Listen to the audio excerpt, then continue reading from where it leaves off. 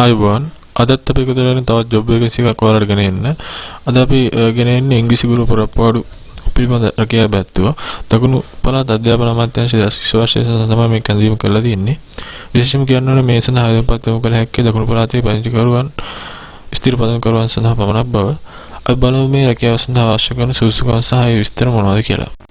මෙතන දීලා තියෙනවා දකුණු පළාත් අධ්‍යාපන අමාත්‍යාංශයේ දකුණු පළාත් සභා සිංහල මාධ්‍ය හා දෙමළ මාධ්‍ය පාසල්වල පවතින ඉංග්‍රීසි ගුරු පුරප්පාඩු සඳහා උසස් ජාතික ඉංග්‍රීසි ඩිප්ලෝමා ආධාරයෙන් බඳවාගෙන 2020 කියලා දකුණු පළාත් අධ්‍යාපන අමාත්‍යාංශයට ඇති සිංහල හා දෙමළ මාධ්‍ය පාසල්වල පවතින ඉංග්‍රීසි විෂයට අදාළ ගුරු පුරප්පාඩු පිළිවෙල සඳහා ගුරු සේවා ව්‍යවස්ථා ප්‍රකාරව ආශිලම් කොට්ටාස මට්ටමින් ශ්‍රී ලංකාව ගුරු සේවයේ තුන්වන පන්තියේ 1A ශ්‍රේණියට බඳවා ගැනීම පිණිස සුසුකම්ලත් ඩිප්ලෝමා ආධාරයෙන් ආයුධපත් කැඳවල ලැබේ කියලා. අනිවාර්යයෙන්ම ඔයාලට මේ ඩිප්ලෝමා ආධාරයෙන් වෙන්න ඕනේ මේ සඳහා ආයුධපත් යොමු කරන්න. අබලු මේක සඳහන් සුසුකම් සහ අනිත් විස්තර යෝග්‍යතාවයට සඳහන් මූලික සුසුකම් ශ්‍රී ලංකා පුරවැසියෙකු විය යුතුයි කියලා. ශ්‍රී ලංකා උසස් තාක්ෂණ අධ්‍යාපන ආයතනය මගින් ඉංග්‍රීසි භාෂාව පිළිබඳ උසස් ජාතික ඩිප්ලෝමාව ලබාගත් අයෙකු වෙන්න ඕනේ. ඊළඟට ආයුධපත් බාර ගන්න අවසන් දිනට පූර්වාසන්න වශයෙන් වසර එකක දකුණු පළාතේ අකණ්ඩ පදිංචියක් තිබිය යුතුයි. යම් ආයුධකරුවෙකු දකුණු පළාත තුළ පාර්ශවයන් කොටස් අතර පදිංචි වෙනස් කර නැත්නම් හෝ පිට පළාතකින් සිට දකුණු පළාතේ පදිංචිට පැමිණ නැත්නම් ආයුධපත් බාර ගන්න අවසන් දිනට ආයුධකරුවෙකුගේ ස්ථිර පදිංචිය හා ආයුධකරුවේ කාලත්‍රයාගේ වසර එකක පදිංචිය අදාළ පාර්ශවයන් කොටස්යේ තිබිය යුතුයි කියලා සඳහන් වෙනවා. මොනවාද යහපත් චරිතයෙන් හා මනස ශරීර සෞඛ්‍යයෙන් යුතුයි කියලා සඳහන් වෙනවා. ආයුධපත් බාර ගන්න අවසාන දිනට වයස අවුරුදු 18ට නොඅඩු සහ වයස අවුරුදු 35ට නොවැඩි යුතු කියලා සඳහන් වෙනවා. ඊළඟට බලමු අධ්‍යාපන සුසුකම් මොනවද කියලා. ශ්‍රී ලංකා ගුරු සේවයේ තුන්වන පන්තියේ 1A ශ්‍රේණියට බඳවා ගැනීමට අදාළ ගුරු සේවා ව්‍යවස්ථාවේ 13/11 දක්වා ඇති පහස පරිදි මෙහි පහදින් දක්වා ඇති ඩිප්ලෝමා ආධාරයෙකු වීම. ඩිප්ලෝමා ආධාරය යන අදහස් කරන්නේ ගුරු සේවා ව්‍යවස්ථාවේ 13/14 සඳහන් පශ්චාත් උපාධි අධ්‍යාපන ඩිප්ලෝමාවක් නොවන්නා වූද අදාළ කාරණේ සඳහා ආයතනයක් විසින් පිරිනමන ලබන්නා වූද දෙවසරකට නොඅඩු පාඨමාලා කාල පරාසය සහිත වූද ජාතික වෘත්තීය කුසලතා මට්ටම් 6 NVQ level 6ට නොඅඩු තරාතිරමක වූද ඩිප්ලෝමා පාඨමාලාවක් සාත්වල සාධාරණ සම්පූර්ණ කළ සාතිකලත් පුද්ගලයෙකු වේ කියලා සඳහන් වෙනවා. අප සාපල විභාගයේදී දෙවරකට නොවැඩි වාර ගණනකදී මව්බස හා ගණිතයේ සමත්ව සම්මාන 3ක් සහිත විෂය 6ක සමත් වීම ගැන සුසුකම් අනිවාර්යෙන් අවශ්‍යයි. අප උසස් පෙළ විභාගයෙන් එක් වරකදී විෂයන් 3ක් සමත් වීම තිබෙන්නට ඕන. ඊළඟ බඳවා ගැනීමේ ක්‍රමය ගැන සඳහන් වෙනවා. දකුණු පළාතේ ඉංග්‍රීසි විෂය ඉගෙනීම සඳහා සුසුකම්ලත් ප්‍රමාණවත් ඉංග්‍රීසි විෂය උපාධිධාරීන් නොමැති බැවින් පරපින පුරක්කාඩු වෙමින් 2020 7 වෙනි මාසේ 31 වෙනි දිනට නියමිත සුසුකම් සපුරා ඇති ඩිප්ලෝමාවෙන් ආයුධපත් යොමු කළ හැකියි. ඒ කියන්නේ ඔයාලා ඩිප්ලෝමා අනිවාර්යෙන් සම්පූර්ණ වෙලා තියෙනවා 2020 7 වෙනි මාසේ 31 වෙනිදාට ප්‍රථමයෙන්. ඒකයි මේ සඳහන් වෙන්නේ. ඊළඟට 2008 7 වෙනි මාසේ 1 දින සිට ක්‍රියාත්මක නව ගුරු සේවා ව්‍යවස්ථාවේ 7.2.4 වගන්තියට අනුව දකුණු පළාත් රාජ්‍ය සේවා කොමිසම සභාව මගින් පවත්වන ලබන ලිඛිත පරීක්ෂණයෙන් සුසුකම් ලබන ආයුධපත්කරුවන් දකුණු පළාත් අධ්‍යාපන අමාත්‍යාංශයෙන් පවත්වන ප්‍රායෝගික පරීක්ෂණයට යොමු කර එම පරීක්ෂණයෙන් සමත් වන ආයුධකරුවන්ගේ පමණක් පහසෙන් දක්වා ඇති ආකාරයට බඳවා ගැනීම සිදු කරනු ලැබේ. ගෙන වලට ලිඛිත පරීක්ෂණයක් වගේ ප්‍රායෝගික පරීක්ෂණ මුහුණ දෙන්න සිදු වෙනවා මේ ආයුධපත් යොමු කිරීමෙන් පසු.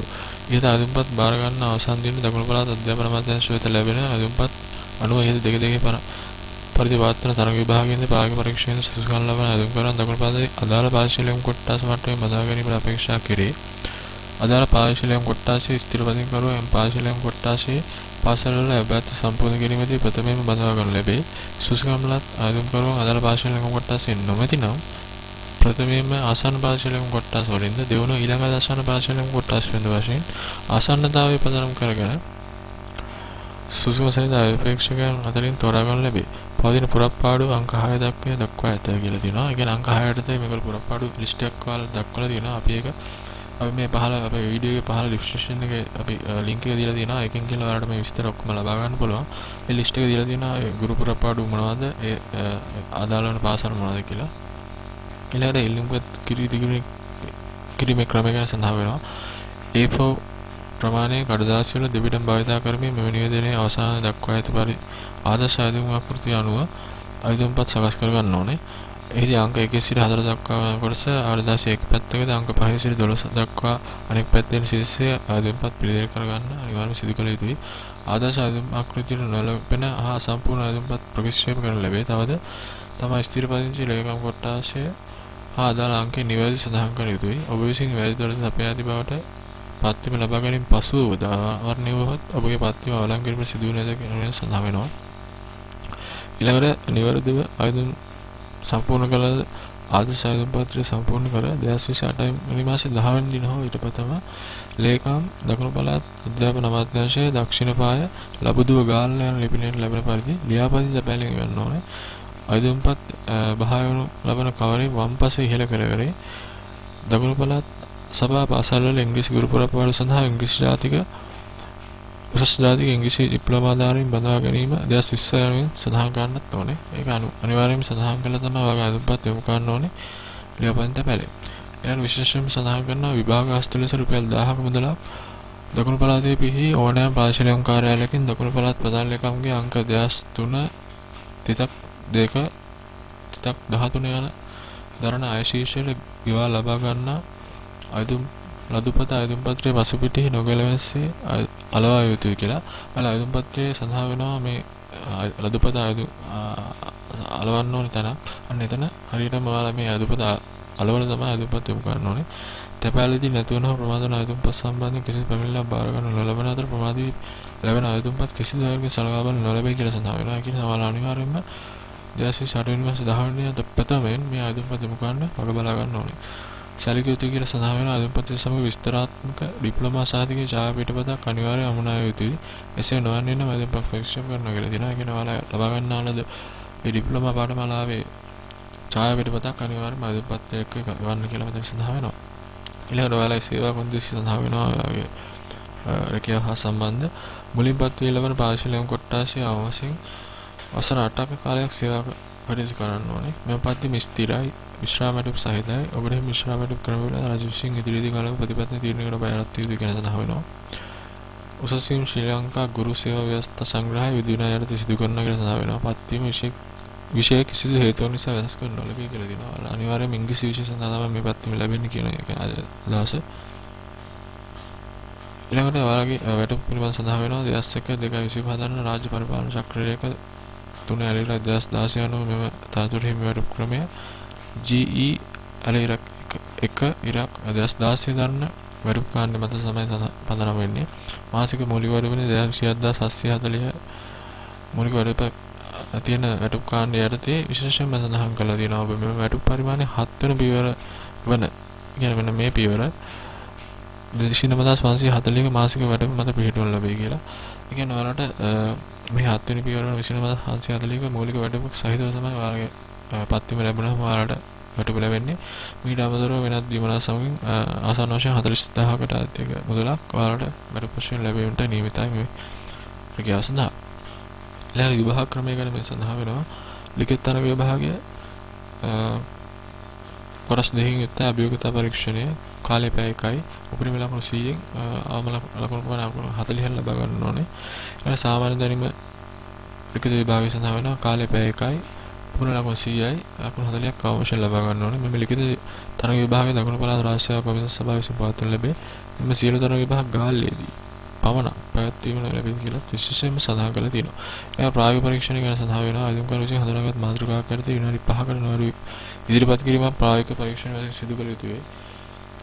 මේදී පාස සඳහන් උපරිම ලකුණු 25ක් ලැබෙනවා. ඒ ලකුණු ලැබෙන ආකාරය ඔයාලට මේ ලියවිල්ල අධ්‍යයනය කිරීමෙන් ඔයාලට ලබා ගන්න පුළුවන්. මේ කරුණු 5ක් ඔස්සේ ඔයාලට මේ ලකුණු ප්‍රමාණය ලැබෙනවා. මේක අධ්‍යයනය කරලා තමයි ඔයාලා මේ ප්‍රායෝගික පරීක්ෂණ සඳහා ඉදිරිපත් යුත්තේ. මේ සඳහා වැඩි විස්තර ඔයාලට පහළ තියෙන ලින්ක් එකෙන් ගිහලා ඒ ආයුධ පත්‍ර සහ මේ විස්තර ඔයාලට ඩවුන්ලෝඩ් කරලා බලන්න පුළුවන්. ඒ ප්‍රායෝගික පරීක්ෂණයේ ක්‍රමවේද පිළිබඳව මෙතන සඳහන් කරලා තියෙනවා. ඊළඟ විශේෂයෙන්ම 2026 වෙනි මාස 1 දිනට දකුණු පළාත් සභාවේ ඉංග්‍රීසි ගුරු පුරපාඩු පවතින පාසල් අතරින් බඳවා ගැනීම යෝජිත පාසල් නාමලේඛනය උපලේඛන 3 දක්වා තියෙන සඳහන් වෙනවා. ඒ උපලේඛනයත් මේ පහළ ඩිස්ක්‍රිප්ෂන් එකේ දීලා තියෙන ලින්ක් එකෙන් ගිහලා ඔයාලා ලබා ගන්න පුළුවන්. ඒ පිළිබඳ විස්තර තමයි මෙතන ඉදිරිපත් කරනවා. ඊළඟ ආයුධපත් සම්පූර්ණ කරන සහ උපදේශ මාලාවක් මේක දක්වලා තියෙනවා. ආයුධපත් පිළිවෙලදී පහත උපලේඛන 1 2 පමණක් භාවිත කළ යුතුයි කියලා සඳහන් කරනවා. ඒ උපලේඛන 1 2 සහ 3 කියන ඒවා මේ සඳහන් කරනවා. පහළ ඔයාලා ලින්ක් එකෙන් ගිහලා බලා ගන්න පුළුවන්. විශේෂයෙන්ම සඳහන් කරනවා දැනට ඔබ රාජ්‍ය සේවයේ නිරතවන්නේ නම් ආයුධපතේ අස්වන සහතික කිරීම ආයුධපතේ අංග 12 යටතේ තියෙන ඔබේ ආයතන ප්‍රදානය මගින්ම සිදු කළ යුතු අතර ආයුධපතේ පිටපත් පෞද්ගලික ලිපිගොනුත් ඇතුළත් කළ යුතුයි කියලා සඳහන් වෙනවා. ඒ කියන්නේ ඔයාලා දැනට රාජ්‍යසේවයේ ඉන්නවා නම් ඔයාලා අනිවාර්යයෙන්ම ඔයාලගේ ආයතන ප්‍රධානියන්ගෙන් ආයතනපත අත්සන් කරලා ඔයාලගේ පෞද්ගලික ලිපිගොනුවටත් ඒ ආයතනපත පිටවතක් යොමු කරන්න ඕනේ. ඊළඟට මේ අපි සඳහන් කළ උපලේඛන එක විතර සඳහන් වෙනවා. ඒ උපලේඛන එකේ සඳහන් භාෂා මාධ්‍ය පිළිබඳ විස්තර ආයතනපත පිරවීමේදී ඔයාලා යෙදිය යුතු භාෂා මාධ්‍ය වල අංකයන් කේතාංකයන් පිළිබඳව සඳහන් වෙන්නේ. ඊළඟ උපලේඛන දෙක මගින් ඔයාලා ඉදිරිපත් වන ඔයාලා පදිංචි පාර්ශවයෙන් කොට්ටාසේ හා එහි අංකය සඳහන් වෙනවා. එයත් ඔයාලා ආයතනපත්‍රයේදී සඳහන් කරන්න ඕනේ. ඒ පිළිබඳ විස්තරත් මෙතනදී මේ සඳහන් වෙලා තියෙනවා. ඊළඟට උපලේඛන 3 යටතේදී ඔයාලා මේකදී මේ රැකියාව සඳහා ආයතනපත්‍රින පාසල් පිළිබඳ විස්තර සඳහන් වෙනවා.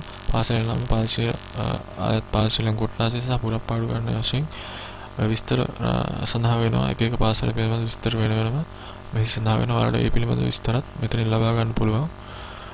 වැඩි විස්තර ඒ පිළිබඳ ඔයාලට පහළ තියෙන ඩිස්ක්‍රිප්ෂන් එක ලින්ක් එකෙන් ගිහලා ඩවුන්ලෝඩ් කරලත් ඔයාලට හොඳට මේක පිළිබඳ විස්තර අධ්‍යයනය කරගන්න පුළුවන්. අපි දැන් මේ පහළට යනවා. ඒ තියෙන විස්තර එකින් එක මොනවද කියලා ඔයාලට බලා ගන්න පුළුවන්.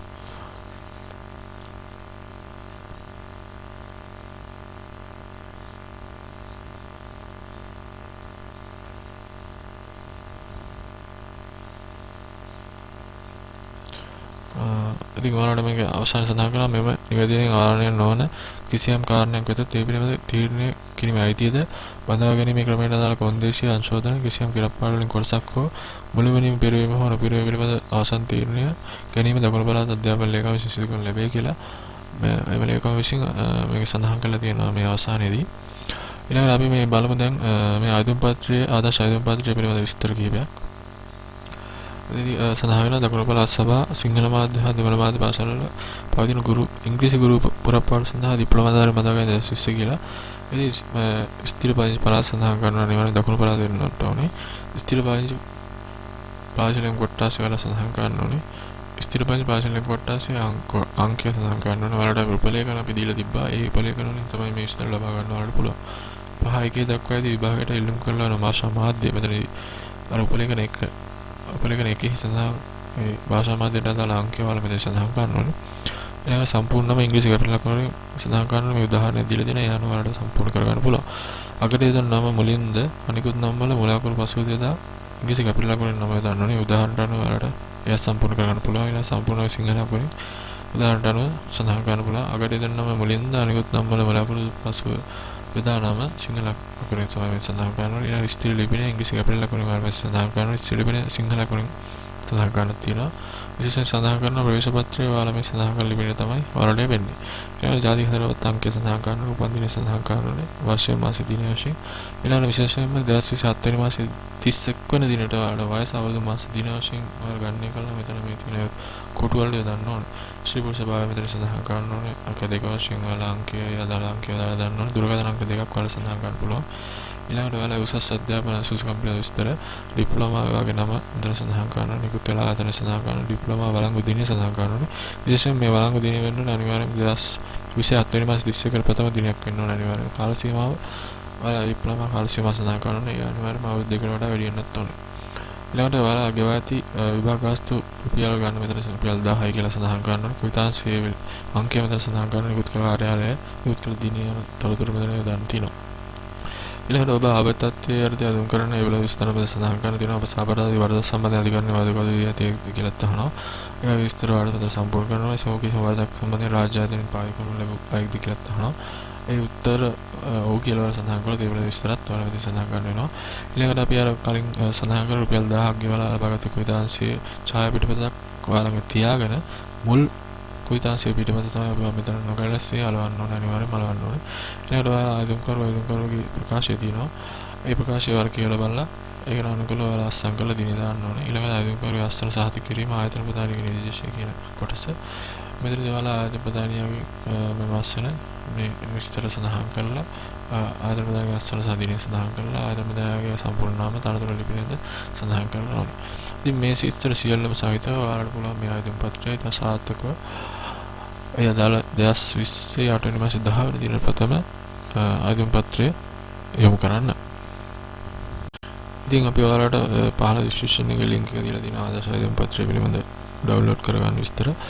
ඒ ලින්ක් එකෙන් ගෙන ඔයාලට මේ ආදිම පත්‍රය සහ තවත් ඒ අදාළ උපලේඛනයන් පිළිබඳ විස්තර මේ ආදිම පත්‍රය ඩවුන්ලෝඩ් කරගෙන විස්තර බලා ගන්න පුළුවන්. ඊට අමතරව ඔයාලට මේ දකුණු පළාත් සභාවේ ඒ අදාළ ලින්ක් එක මේ රිජිස්ට්‍රේෂන් එක අපි දීලා තියෙනවා. එතනින් ගිහලා වැඩිදුර විස්තර ඔයාලට ලබා ගන්න පුළුවන්. ඉතින් මේ විස්තර අරගෙන අපි මේ දීලා දෙන උපදෙස් අරගෙන ඔයාලට පුළුවන් මේ ආදිම පත්‍රයක ඉක්මනින් 8 වෙනි මාසේ 10 වෙනිදාට ප්‍රථමයෙන් ඉදිරිපත් කරලා ඔයාලට මේ ආරකියාව සඳහා අවශ්‍ය සුසුකම් ලබා ගැනීමට. ඉතින් අපි ඔයාලත් එක්ක තවත් ජොබ් එකේ රාශියක් එක්ක එකතු වෙන්න බලාපොරොත්තු වෙනවා. ඔයාලට පුළුවන් අපේ අප්ඩේට්ස් ඉක්මනට ලබා ගන්න අපේ Facebook page එකට ගිහලා job guide ශ්‍රී ලංකා කියලා මේ ආකාරයෙන් search කරලා ඔයාලට ගියත් ඔයාලට ඉක්මනින්ම ඔයාලට අවශ්‍ය කරන අප්ඩේට්ස් ලබා ගන්න පුළුවන්. ඉතින් අපිත් එක්ක දිගටම එක්කම වෙන්න කියලා ආරාධනා කරනවා. අපිට job රාශියක් දැන් ලැබෙන්න පවතින ඒ වගේකින් අපි ඔයාලට ඉදිරිපත් කරනවා. ඉතින් අපි ඔයාලට ජය ජයම කියලා ප්‍රාර්ථනා කරනවා.